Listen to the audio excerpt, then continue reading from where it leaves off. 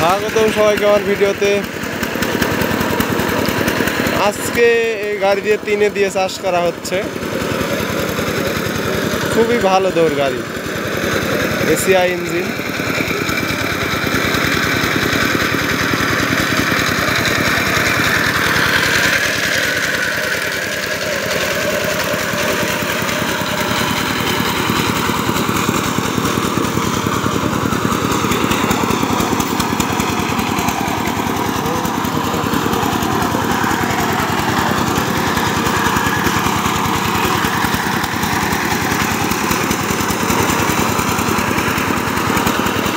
রোদের উল্টো দিকে ক্যামেরা ধরলে কিন্তু তেমন ছবি ভালো আসে না।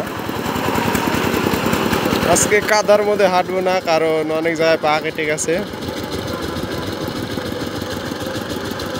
ধন্যবাদ, সবাই পাশে থাকবেন।